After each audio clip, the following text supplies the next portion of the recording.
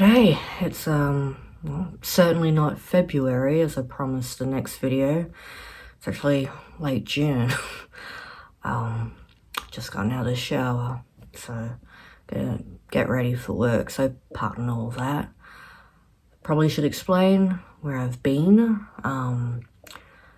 Since the last video, I'd shortly then had about a month with bronchitis.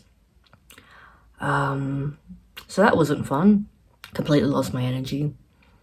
And a couple of weeks ago, due to some pressures from work and kind of losing my confidence, I went into a psych ward. I just thought it was best to, because work had been increasingly disheartening. And because I had invested so much into it over these years, to the point of hyperfixation, to the point of neglecting my own life, that source became gone.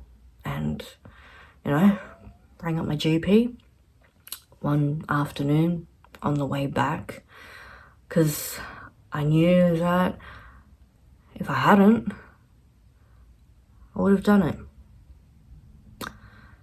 So yeah, but they treated me well there. Spent a few days there, and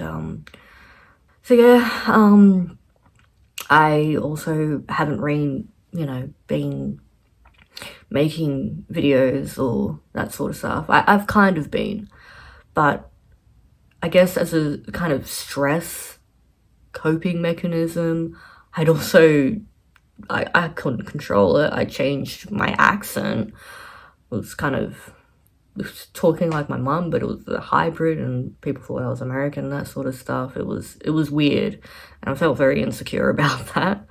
So I wanted to hold it off until I had my own voice again, basically, which I do. Coming out of hospital, I have a bit more clarity, and I'm studying again. There's been like short bursts where I have been studying, going to the library. That was fun, getting back into that environment. But on the whole, I just I know my priorities now. Also, I found subjects I want to explore in this project. I think it'll be interesting enough to sustain myself for at least 4 years. I'm still gotta, pay the rent and bills and whatnot, so I've got to work. Another thing that I should mention is that just as I recovered from bronchitis, so this would have been mid-March, I believe, I even had to postpone my very first tattoo in February. It's really cool. It's from a character from one of my favorite franchises, Suikoden. This is from the first one because I played the remastered when it came out last year. But my favourite of all time would be Suikoden 2, because that's what I was raised on. But I was really enjoying the first game. It's Gremio during a very pivotal, very sad scene, but I loved the illustration from a particular light novel. So I wanted to get it. I was very excited. Mum, of course, wasn't happy, but she's very old-fashioned, But it got me thinking about that. Mum was raised in the Philippines. She comes from a Catholic family, so I don't blame her, but I'm very glad I got it because I wanted a tattoo for a long time. I was just waiting for the right composition. The artist was, I think, Spend Love Josh, I believe is his Instagram name. He does fantastic work, but he really nails the anime and manga look. So I can recommend. I think his home base is in Redfern at Marked Tattoo, I believe. Really love it.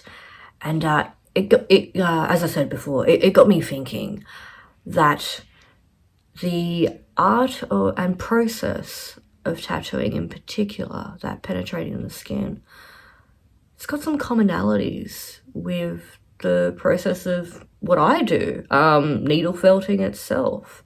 In particular, got me thinking about traditional. It runs by similar names, but in different regions. I think where our family hails from, it's called batok. B-A-T-O-K, I believe, but there's variations. It's very like onomatopoeia, so no. So yes, basically how I needle felt, and in my Scratching the Surface series of works, what I do, I think there's previous videos I've done over the years, I kind of roll these small strands of wool and felt it in. In buttock, I believe they draw the line in ink and then they tap it into the skin. I thought that was very fascinating, and beyond that, just the cultural significance of it, because it did come from pre-colonial times. It was a rite of passage for both men and women for different reasons. So that calling to ancestry, reclaiming your heritage as the young'uns are doing these days, I thought that was fantastic. I myself am hoping to get one sometime down the line. That's what I'll be hoping to study. I've got to still do my research proposal, but I've been anyway, as you can see, this isn't even the first book. I've got fuck ton lying around, but as you can see, making my way through that one quite nicely. It's really fun getting into research. I feel that's kind of my calling, just to, rather than be a career artist, I don't think I have the stamina for that. Love it, but it comes in short bursts. But I really am obsessed with learning and researching. I think during times where I'm too depressed to even listen to music, watch telly, that sort of stuff, do art, I'm always learning something new. I think that's my go-to happy things to do that people always recommend when you're fucking depressed and want to off yourself. I don't know if I've mentioned in those previous videos, but when I was working on Scratching the Surface, I was really drawn to puncturing quality, those sort of body marks that you may do to yourself. I actually have a terrible habit. When I was young, I think it was more out of curiosity, because I'm like, ooh, I can, make dots on my body. I'm cooked, man. I've always has been, at least. But getting back on track, I digress. I was really drawn to that sort of mode of, well, let's face it, self-harm. I'm injuring myself, making wounds. I used to do that a lot as a kid, and later on in life, I used it as a way to self-soothe. But also it was a self-destructive thing as well. It was the only way that I could make my marks. Too afraid of the other stuff, basically. So that was, partly why I went into the psych ward, because I was marking myself again in that sense. But the idea itself of making those marks really fascinated me, and I wanted to put that in wool, into needle felted works. So to kind of find those commonalities between that, scratching, needle felting, and now tattooing, I thought it was a good way to kind of turn that negative, self-destructive behaviors into a positive. I've actually found out last night that why a lot of people with past trauma, particularly from childhood for some reason, get tattoos is like the pain releases endorphins, and it provides a bit of catharsis, and it's a way to self-express, gain some independence, having really that autonomy in your body again, where trauma is out of your control and it's ever present in your body.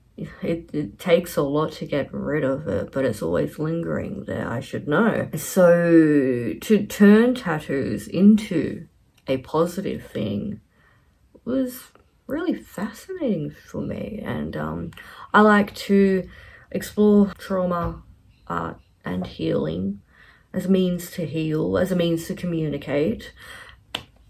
I thought fucking brilliant, and it's it's very significant to my culture because despite being half and half, I was raised with my Filipino mum. I was very much raised in the culture. But yes, that's sort of the themes that I'd like to investigate, and I'm loving it. I've already got my key texts as well. They came in a few months ago. So I've got to do some annotations for a literature review. Very excited to do that. Loving the books. And it brings me so much joy to get down and research. Finding out a lot about myself, a lot of the things that I want to convey in my artworks. So that's basically a long-winded sort of thing that I wanted to just kind of say. Maybe this will just be a quick catch-up vlog and I won't post any other things, but thanks for bearing with me. Hopefully I'll have something a bit more substantial as my research goes along, as my progress goes along. I'm getting into needle felting again, finally, as well. I didn't really have the confidence for it, but it is very nice to kind of ease my way back into things again, and I'm looking forward to it. I really am. Until next time, wherever that may be, catch you later, alligator.